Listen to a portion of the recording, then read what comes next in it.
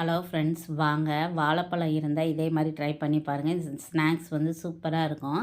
நான் 2 வாழைப்பழம் எடுத்து நல்லா மசிச்சுக்கிட்டுறேன். உங்களுக்கு பழமாக இருக்கிற பழத்தை கூட நம்ம யூஸ் பண்ணலாம். இன்னும் கொஞ்சம் நல்லா டேஸ்டியாக இருக்கும். நல்லா வாழைப்பழத்தை மசிச்சாச்சு. உருளைக்கிழங்கு வந்து ஒரு உருளைக்கிழங்கு போட்டிருக்கேன். அதையும் வேக வச்சு எடுத்து வச்சுருக்கேன். அதையும் பிசைஞ்சுக்கலாம். 2யும் சேர்த்து நல்லா மசிச்சுக்கோங்க. எவ்வளோ தூரம் உங்களால் மசிக்க முடியுமோ அவ்வளோ தூரம் நல்லா மசிச்சுக்கோங்க. அரிசி மாவு இருந்துச்சு அப்படின்னா 4 ஸ்பூன் வந்து அரிசி மாவு வந்து சேர்த்துக்கோங்க. அடுத்து வந்து நம்ம சுகர் வந்து இது வந்து ஸ்வீட்டாக பண்ண போகிறீங்க அப்படின்னா 4 ஸ்பூன் வந்து சுகர் வந்து ஆட் பண்ணிக்கோங்க.